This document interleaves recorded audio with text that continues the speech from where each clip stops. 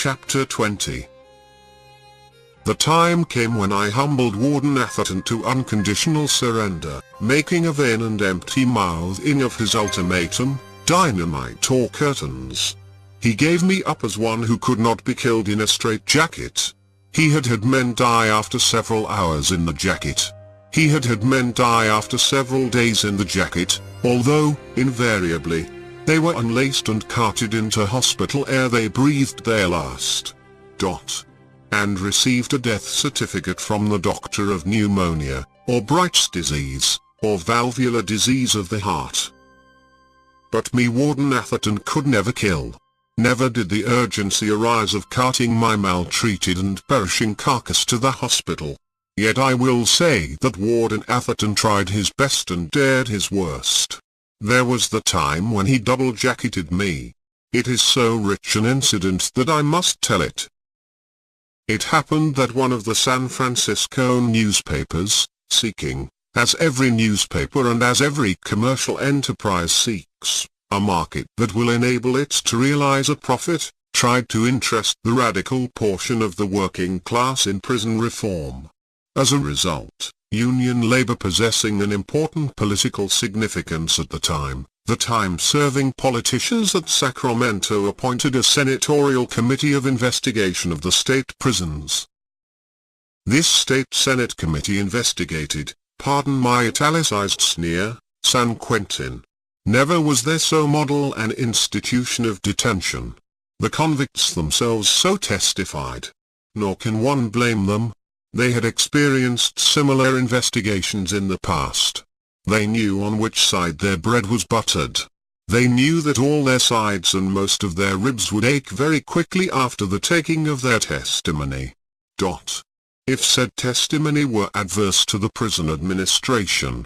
Oh, believe me, my reader, it is a very ancient story. It was ancient in old Babylon, many 1,000 years ago, as I well remember of that old time when I rotted in prison while palace intrigues shook the court.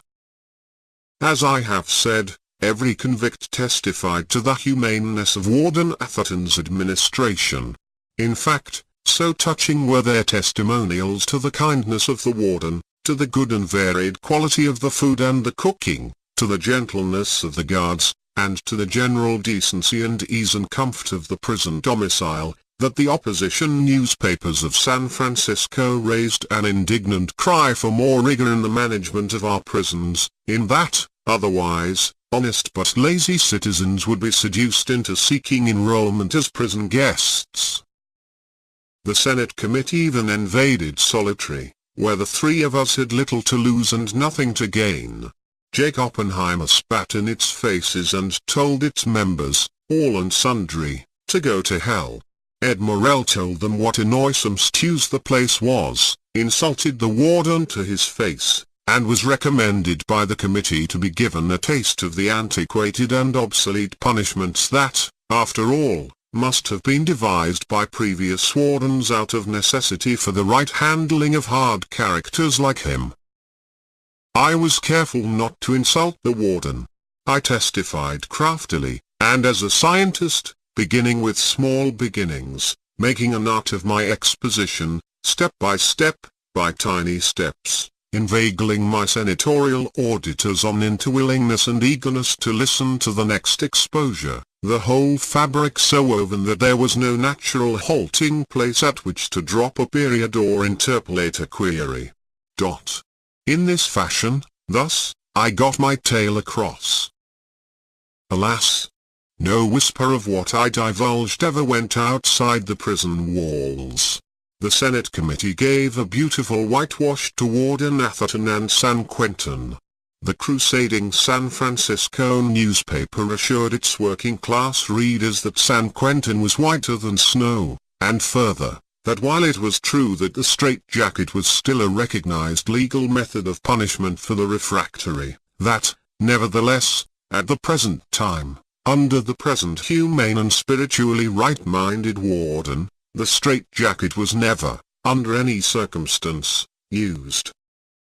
And while the poor asses of laborers read and believed, while the Senate committee dined and wined with the warden at the expense of the state and the taxpayer, Ed Morrell, Jake Oppenheimer, and I were lying in our jackets, laced just a trifle more tightly and more vindictively than we had ever been laced before. "It is to laugh," Ed Morrell tapped to me, with the edge of the sole of his shoe. "I should worry," tapped Jake. And as for me, I too capped my bitter scorn and laughter, remembered the prison houses of old Babylon, smiled to myself a huge cosmic smile, and drifted off and away into the largeness of the little death that made me heir of all the ages and the rider full panoplied and astride of time. Yea, dear brother of the outside world, while the whitewash was running off the press, while the august senators were whining and dining, we three of the living dead, buried alive in solidarity, were sweating our pain in the canvas torture. And after the dinner, warm with wine, Warden Atherton himself came to see how fared it with us. Me, as usual, they found in coma. Dr. Jackson for the first time must have been alarmed. I was brought back across the dark to consciousness with the bite of pneumonia in my nostrils. I smiled into the faces bent over me. "Shamming," snorted the warden, and I knew by the flush on his face and the thickness in his tongue that he had been drinking. I licked my lips as a sign for water, for I desired to speak. "You are an ass," I at last managed to say with cold distinctness. "You are an ass, a coward, a cur, a pitiful thing so low that spittle would be wasted on your face. In such matter Jake Oppenheimer is overgenerous with you. As for me, without shame I tell you the only reason I do not spit upon you is that I cannot demean myself nor so degrade my spittle.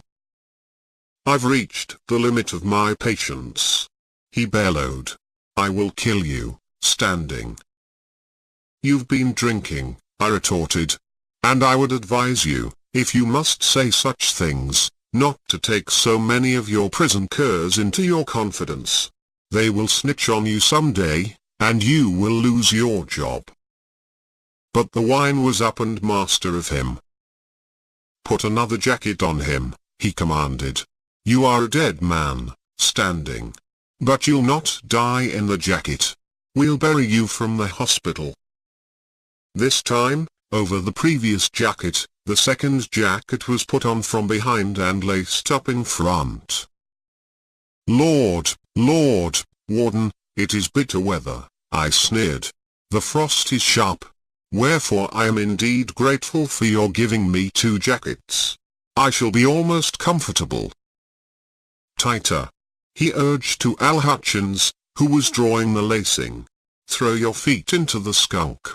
Break his ribs." I must admit that Hutchins did his best. "You will lie about me," the warden raved, the flush of wine and wrath flooding ruddier into his face. "Now see what you get for it. Your number is taken at last, standing. This is your finish. Do you hear? This is your finish." "A favor, warden," I whispered faintly. Faint I was. Perforce I was nearly unconscious from the fearful constriction. "Make it a triple jacketing," I managed to continue, while the cell walls swayed and reeled about me and while I fought with all my will to hold to my consciousness that was being squeezed out of me by the jackets. "Another jacket. Dot. Warden. Dot. It. Dot. Will. Dot. Be. Dot. So. Dot. Much. Dot. Dot. Warmer." And my whisper faded away as I ebbed down into the little death. I was never the same man after that double jacketing. Never again. To this day, no matter what my food, was I properly nurtured. I suffered internal injuries to an extent I never cared to investigate. The old pain in my ribs and stomach is with me now as I write these lines. But the poor, maltreated machinery has served its purpose. It has enabled me to live thus far, and it will enable me to live the little longer to the day they take me out in the shirt without a collar and stretch my neck with the well-stretched rope. But the double jacketing was the last straw. It broke down Warden Atherton. He surrendered to the demonstration that I was unkillable. As I told him once, "The only way you can get me, Warden, is to sneak in here some night with a hatchet." Jake Oppenheimer was responsible for a good one on the Warden, which I must relate. I say, Warden, it must be straight hell for you to have to wake up every morning with yourself on your pillow. And Ed Morrell to the Warden, "Your mother must have been damn fond of children to have raised you." It was really an offense to me when the jacketing ceased. I sadly missed that dream world of mine. But not for long. I found that I could suspend animation by the exercise of my will, aided mechanically by constricting my chest and abdomen with the blanket. Thus I induced physiological and psychological states similar to those caused by the jacket. So, at will, and without the old torment, I was free to roam through time. Ed Morrell believed all my adventures, but Jake Oppenheimer remained skeptical to the last. It was during my 3rd year in solitary that I paid Oppenheimer a visit. I was never able to do it but that once, and that one time was wholly unplanned and unexpected. It was merely after unconsciousness had come to me that I found myself in his cell. My body, I knew, lay in the jacket back in my own cell. Although never before had I seen him, I knew that this man was Jake Oppenheimer. It was summer weather, and he lay without clothes on top his blanket. I was shocked by his cadaverous face and skeleton-like body. He was not even the shell of a man. He was merely the structure of man, the bones of man, still cohering, stripped practically of all flesh and covered with a parchment-like skin. Not until back in my own cell and consciousness was I able to mull the thing over and realize that just as was Jake Oppenheimer, so was Ed Morrell, so was I. And I could not but thrill as I glimpsed the vastitude of spirit that inhabited these frail, perishing carcasses of us, the three incorrigibles of solitary. Flesh is a cheap, vain thing. Grass is flesh, and flesh becomes grass. But the spirit is the thing that abides and survives. I have no patience with these flesh worshippers. A taste of solitary in San Quentin would swiftly convert them to a due appreciation and worship of the spirit. But to return to my experience in Oppenheimer's cell. His body was that of a man long dead and shriveled by desert heat. The skin that covered it was of the color of dry mud. His sharp, yellow-grey eyes seemed the only part of him that was alive. They were never at rest. He lay on his back, and the eyes darted hither and thither, following the flight of the several flies that disported in the gloomy air above him. I noted, too, a scar, just above his right elbow, and another scar on his right ankle. After a time he yawned, rolled over on his side, and inspected an angry-looking sore just above his hip. This he proceeded to cleanse and dress by the crude methods men in solitary must employ. I recognized the sore as one of the sort caused by the straitjacket. On my body, at this moment of writing, are hundreds of scars of the jacket. Next, Oppenheimer rolled on his back, gingerly took one of his front upper tooth, an eye teeth, between thumb and forefinger, and consideratively moved it back and forth. Again he yawned, stretched his arms, rolled over, and knocked the call to Ed Morrell. I read the code as a matter of course. "Thought you might be awake," Oppenheimer tapped. "How goes it with the professor?" Then, dim and far, I could hear Morrell's taps enunciating that they had put me in the jacket an hour before, and that, as usual, I was already deaf to all knuckle talk. "He is a good guy," Oppenheimer rapped on. "I always was suspicious of educated mugs, but he ain't been hurt none by his education. He is sure square. got all the spunk in the world, and you could not get him to squeal or double-cross in a million years. To all of which, and with amplification, Ed Morell agreed. And I must, right here, ere I go a word further, say that I have lived many years and many lives, and that in those many lives I have known proud moments, but that the proudest moment I have ever known was the moment when my two comrades in solitary passed this appraisal of me. Ed Morell and Jake Oppenheimer were great spirits, and in all time no greater honor was ever accorded me than this admission of me to their comradeship. Kings have knighted me, emperors have ennobled me, and, as king myself, I have known stately moments. Yet of it all nothing do I adjudge so splendid as this accolade delivered by two lifers in solitary, deemed by the world as the very bottommost of the human cesspool. Afterwards, recuperating from this particular bout with the jacket, I brought up my visit to Jake's cell as a proof that my spirit did leave my body. But Jake was unshakable. "It is guessing that is more than guessing," was his reply, when I had described to him his successive particular actions at the time my spirit had been in his cell. "It is figuring. You have been close to 3 years in solitary yourself, Professor, and you can come pretty near to figuring what any guy will do to be killing time. There ain't a thing you told me that you and Ed ain't done thousands of times, from lying with your clothes off in hot weather to watching flies, tending saws, and rapping." Morell sided with me, but it was no use. "Now don't take it hard, Professor," Jake tapped. "I ain't saying you lied. I just say you get to dreaming and figuring in the jacket without knowing you're doing it. I know you believe what you say, and that you think it happened, but it don't buy nothing with me. You figure it, but you don't know you figure it. That is something you know all the time, though you don't know you know it until you get into them dreamy, woozy states." "Hold on, Jake," I tapped. "You know I have never seen you with my own eyes. Is that right?" "I got to take your word for it, Professor. You might have seen me and not known it was me. The point is," I continued, "not having seen you with your clothes off, nevertheless I am able to tell you about that scar above your right elbow, and that scar on your right ankle." "Oh, shucks," was his reply. "You'll find all that in my prison description and along with my mug in the rogues gallery. They is thousands of chiefs of police and detectives know all that stuff." "I never heard of it," I assured him.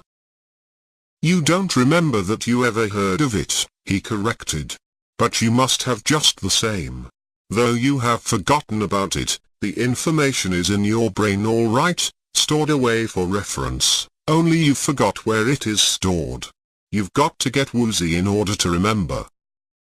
"Did you ever forget a man's name you used to know as well as your own brother's?" "I have. There was a little juror that convicted me in Oakland the time I got handed my 50 years. And one day I found I'd forgotten his name. Why, Bo, I lay here for weeks puzzling for it. Now, just because I could not dig it out of my memory box was no sign it was not there. It was mislaid, that was all. And to prove it, one day, when I was not even thinking about it, it popped right out of my brain to the tip of my tongue. "Stacy," I said right out loud. "Joseph Stacy. That was it. Get my drive?"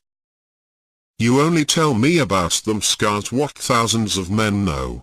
I don't know how you got the information. I guess you don't know yourself. That ain't my lookout. But there she is. Telling me what many knows buys nothing with me. You got to deliver a whole lot more than that to make me swallow the rest of your whoppers." Hamilton's law of parsimony in the weighing of evidence. So intrinsically was this slumbred convictor scientist, that he had worked out Hamilton's law and rigidly applied it. And yet, and the incident is delicious, Jake Oppenheimer was intellectually honest. That night, as I was dozing off, He called me with the customary signal.